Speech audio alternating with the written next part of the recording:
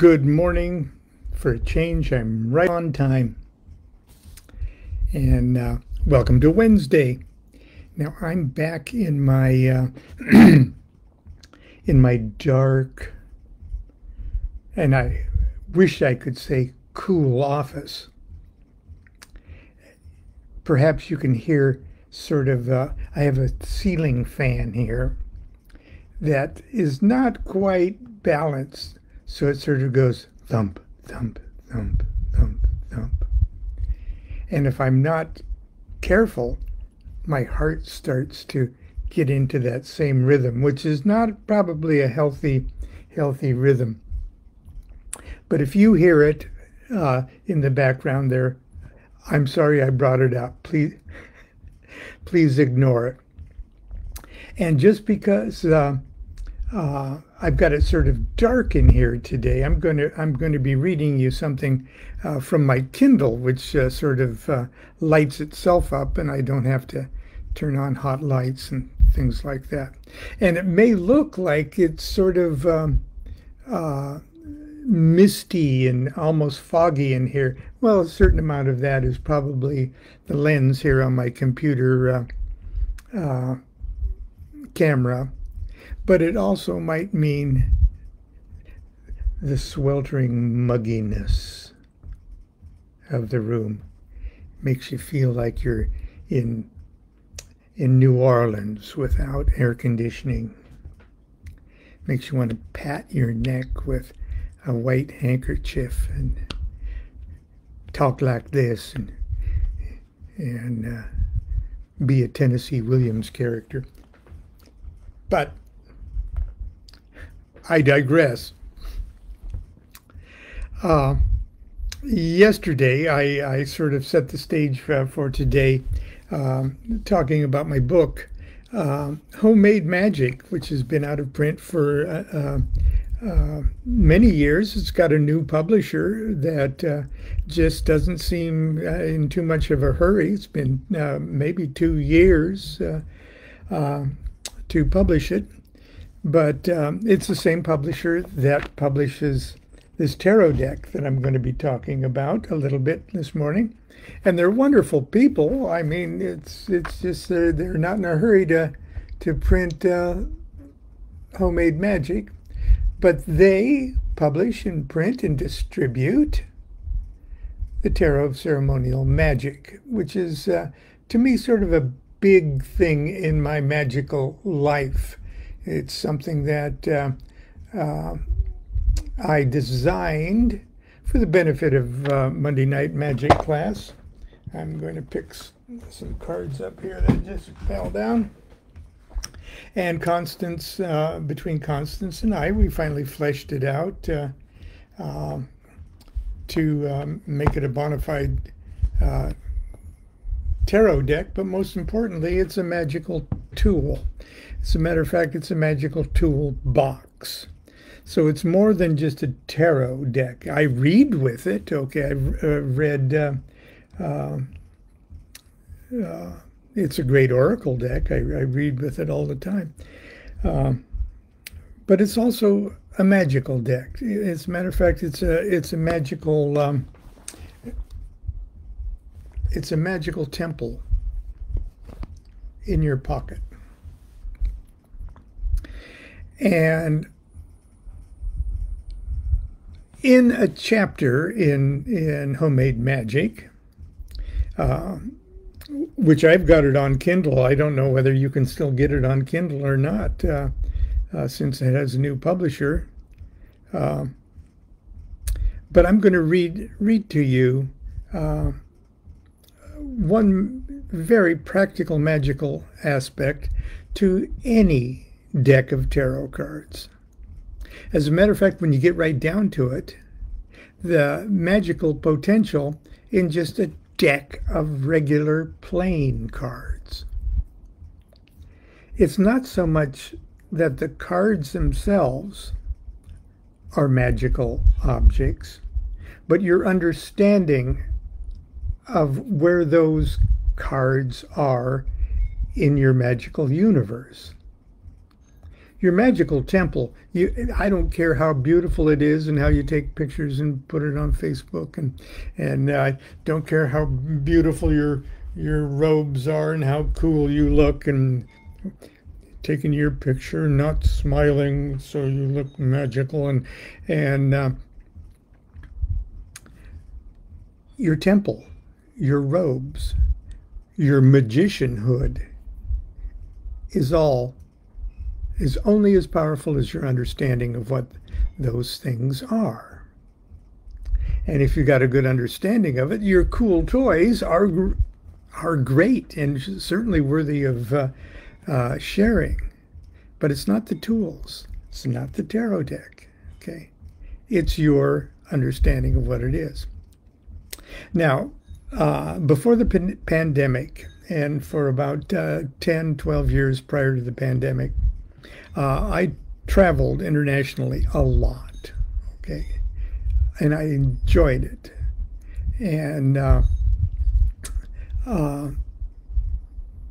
but that meant months away from home. That meant living out of my suitcase. That meant living from hotel room to hotel room, and sometimes not even hotel rooms. Sometimes my hosts arranged for me to stay in monasteries or convents that offered rooms or cells. And so I wasn't going to drag a bunch of magical tools with me. Here's what I wrote, what the chapter is called, Magic on the Road. It's chapter 13 of Homemade Magic. Traveling as much as I do each year, I'm used to quickly setting up housekeeping in hotel rooms and living out of my suitcase. Obviously, I don't travel around the world with all my magical furnishings and tools. I don't bring my elemental banners or symbolic decorations that festoon the working area of my home temple. Nor do I bring along my magical robes or my wand, cup, sword, and disc. At least not my wooden wand and silver cup. Okay. It's not that I'm not bringing my wand, sword, cup, and disc with me, but I get ahead of myself. I never traveled with the heavy and elaborate furniture, holy table, and elemental tablets that I use to perform Enochian vision magic. And when I'm required to summon spirits and demons in Goetic or Solomonic operations, I certainly don't pull out of my suitcase a magical circle 9 feet in diameter and a triangle and placards of divine names. I do, however, always travel with a deck of tarot cards. I had to show that. Okay. And together with a few common items I can scavenge from the hotel are usually all I need to construct a viable magical temple anywhere and execute a first-rate magical ceremony. I got to digress for a second and add that when I travel in foreign countries, I try as best I can to determine the Enochian version of the part of the earth I'm in and try to pinpoint the particular aether and the particular angels that are the rulers, the gods, if you will, of the country that I'm visiting. And I like to make peace with the local deities first off. Say, I don't want to step on your toes here at all, and I want your blessing and help here. Okay, it's a practical thing I do when I travel. A deck of tarot cards is a magic temple, indeed an entire universe in a box. Each card represents a particular facet of the magical universe around us and within us. The deck is the ultimate panticle, organized upon the purest of Kabbalistic principles. There's no aspect of consciousness that cannot be located on or represented by one or more tarot cards. Even nothingness can be found in the formless inscrutability of the tarot. In fact, everything I have ever needed to build a homemade temple while away from home, I have conveniently found in a deck of tarot cards. And here's a quick example of how it's done. And under the heading Hotel Room Homemade Temple. After performing my customary banishing ritual, most usually a version of the pentagram ritual, and in case of foreign travel, tipping my hat, asking the blessing of the local gods, I create the perimeter of my temple space by acknowledging and marking the sacred quarters in the cardinal directions. Of course, I do this in my mind, but in order to ground my understanding of where in the cosmos I am, I place the 4 aces of the tarot, or even playing cards. I place the 4 aces of the tarot in the quarters of the room as unmistakable emblems of the elements and the magic they embody. So in other words, I'm setting up the walls of my temple with the aces. There are 2 distinctly different ways the 4 aces can be assigned to the quarters. There's more than that, but 2 very main and distinctive. Depending on whether the temple is to be arranged for a microcosmic ritual or a macrocosmic working. The elemental temple, microcosmic.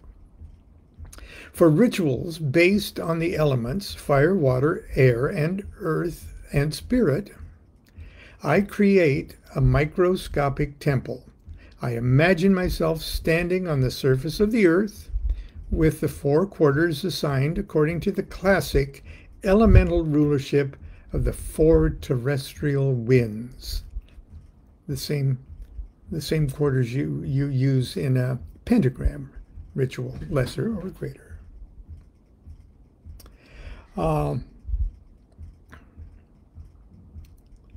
The Ace of Swords, air, in the east.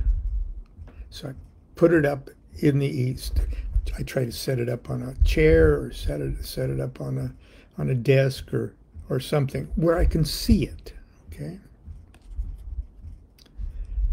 Ace of Swords in the east, Ace of Wands in the south for fire, Ace of Cups in the west for water, and Ace of Discs in the earth north. Now, if you're familiar with the pentagram ritual, you say, before me, Raphael. Behind me, Gabriel. On my right hand, Michael. On my left hand, Uriel. Now look at all that other stuff that goes with that. Those are all just teeming with angels. Okay, there's the big seal and everything. They're really cool things to have in the quarters. Okay. Now that's for an elemental thing. Okay. For a planetary or zodiacal temple or a macrocosmic kind of ritual, dealing with planets. Okay. For planetary or zodiacal macrocosmic workings, I project myself into a much larger universe and imagine myself positioned as the sun surrounded by the belt of the zodiac. In this greater universe, the four quarters are assigned according to where the cardinal signs, one each for fire, water, air, and earth, are positioned. So the Ace of Wands now would be in the east for cardinal Aries. The Ace of Discs for cardinal Earth would be in the south for Capricorn. The Ace of Swords now, Libra, would be in the west, and the Ace of Cups for Cancer would be in the north. Note. Lon says, note. For Enochian magic rituals, the four aces of the tarot are also representative of archangelic and angelic powers and personages of the four elemental tablets. Now that is the elemental tablet of air. And you see within that elemental tablet four colored sub-angles, one each for air, earth, fire, water. Actually, if you want to read it the way Enochians like it, starting at the upper left, you'd go air, and then water, and then earth, and then fire. Okay, you're dragging, whether you know it or not, whether you realize it or not, in this simple attributes of the east, west, north, south, you're dragging along all of this other stuff, just waiting for it to be recognized by you. Okay, Enochian magic rituals, the four aces of the tarot, are also representative of the archangelic and angelic powers and personages of the four elemental tablets. In my deck, the Tarot of Ceremonial Magic, the full image of each Enochian elemental tablet is actually displayed on the appropriate ace. The use of these cards as the four walls of your magic temple, along with the proper rituals to charge them, is a most effective way to ceremonially create sacred space in which to perform magical operations or meditations. I'm going to digress for a second. You might say, you might point out, but Lon, I haven't made all of those preparations. I haven't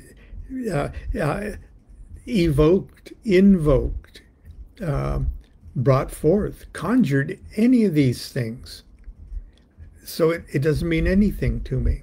Well, let's start by letting me inform you that at the very beginning, with the very first deck that US Games sent me, I took 2 days when Constance was visiting her mother in Nebraska. I took 2 days and cleared the living room, and one by one charged these cards with the elemental spirits, the Goetic spirits, the spirits of the Shemhamfurish, with full robed up ceremony. I got very little sleep over that 2-day period. These cards, for me, are charged because my charge was to activate, to charge this deck and every deck of that image that has been, there was, I believe 10,000 was the first run. Every one of those 10,000 and every one of cards that are reproduced from then on. So if you think your cards aren't charged, if you think your tarot ceremonial magic anyway isn't charged, well, it is.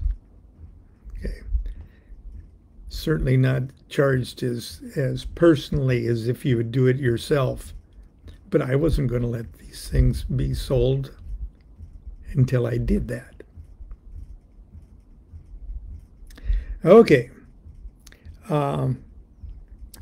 Very often, placing the aces in the four quarters is all that's necessary to create sacred space I need. But for more elaborate workings, I also cast a homemade magic circle in the center of the sacred space.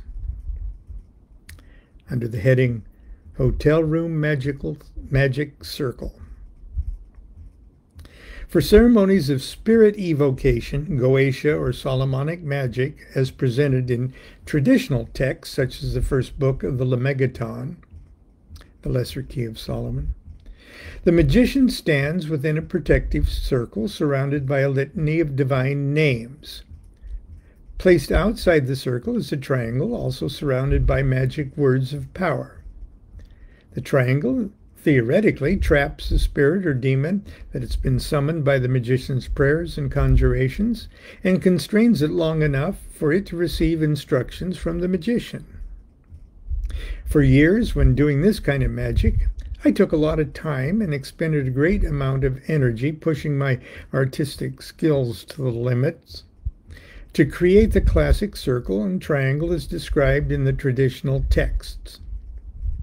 As years passed, I eventually became comfortable with my understanding of what actually was going on inside my psyche during the operations of this nature.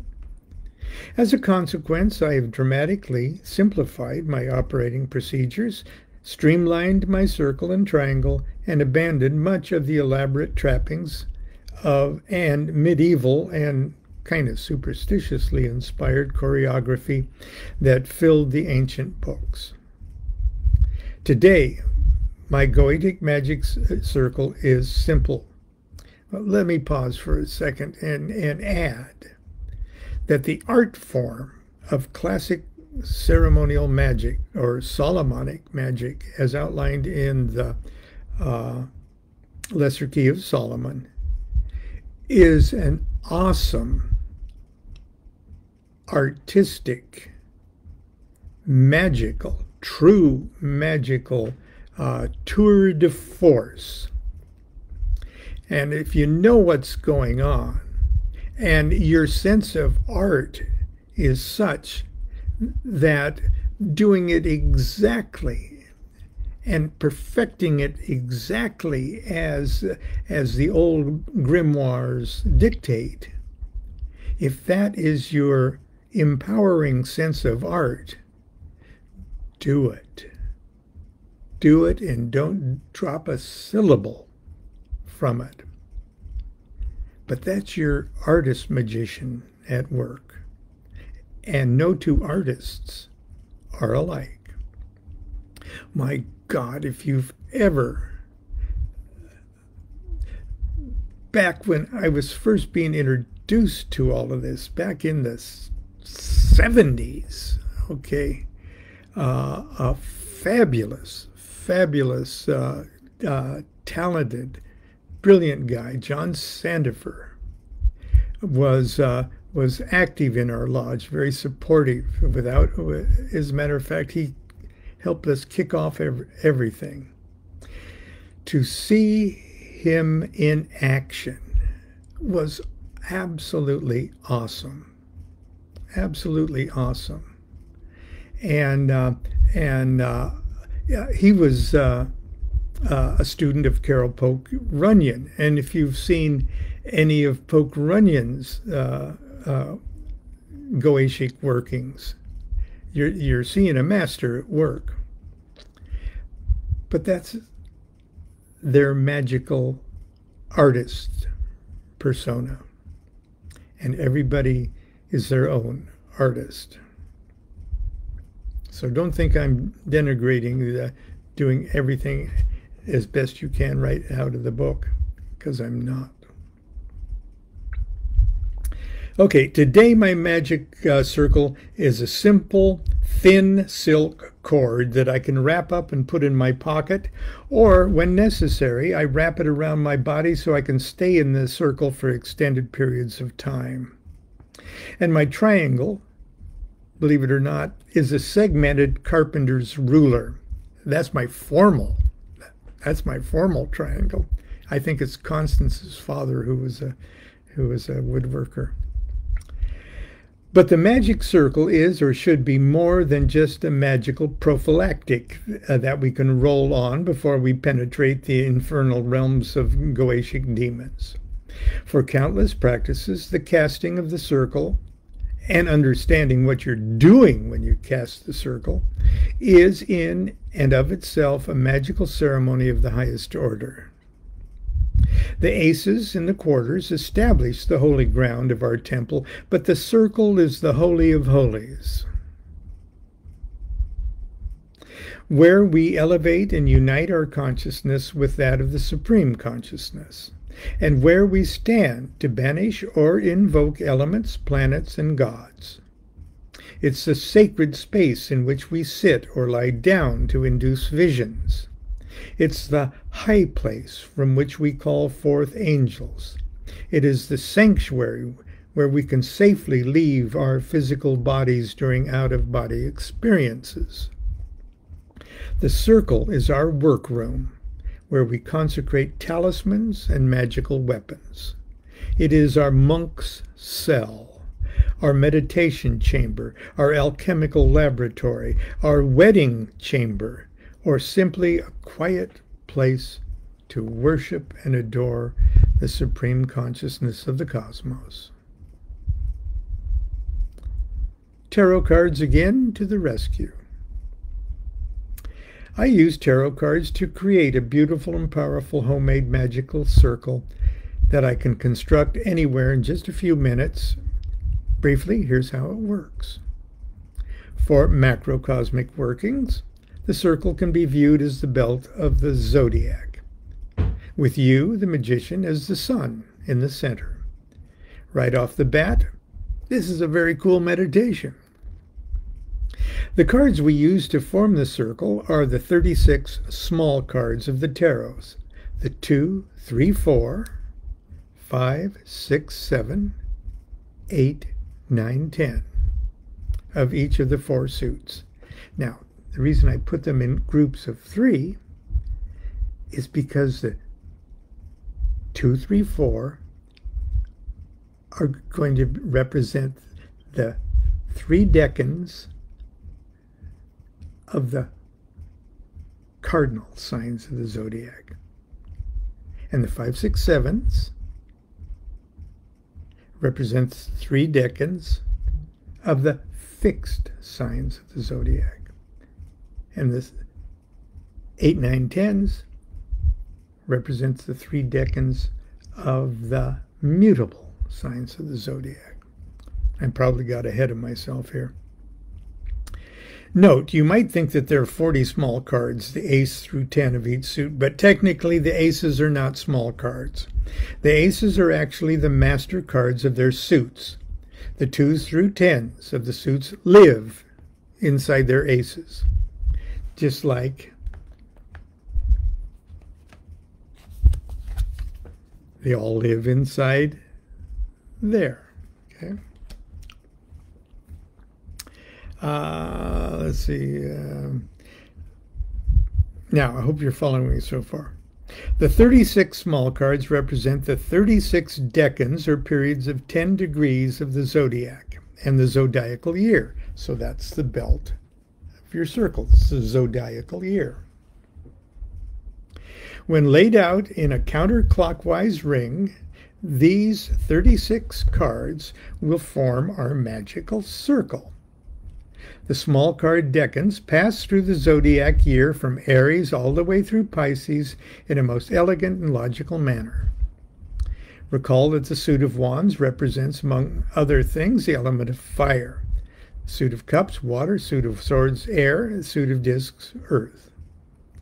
Of the 12 signs of the zodiac, 3 are fire signs, Aries, Leo, Sagittarius. 3 are water signs, Capricorn, or Cancer, Scorpio, and Pisces.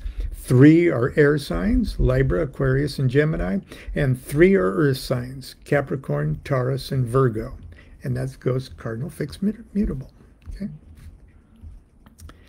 There being 9 small cards of each suit, the first 3 cards in the series, all the 2s, 3s, and 4s, are assigned to the cardinal signs of the zodiac. The second 3 cards in the series, 5, 6, 7s, are assigned to the fixed signs. Fixed signs, right in the middle. It's the middle series there.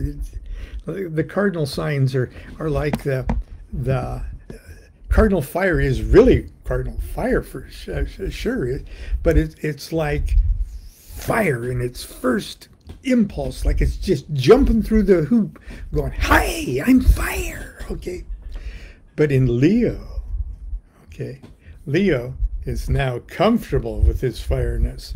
He's been fixed. It's fixed fire. And the lion just goes, "Boy, am I comfortable being fire. When you're looking at me, you're looking at fire." And then Sagittarius is, I'm fire, but I'm open. I'm more inclusive. I'm open to change. Okay. The mutable signs. I'm sorry. I digress. Okay. Let's see. The 2s, 3s, and 4s are cardinal signs. Okay, I've already done that. Here's how it works, because we're going through Aries, Taurus, Gemini, Cancer. Okay. And it goes... fire, earth, air, water. Fire, earth, air.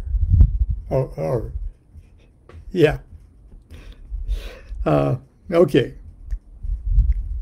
And when you're talking cardinal, fixed, or mutables with the signs, you know whether it's going to be a 2 or a 3 or a 4.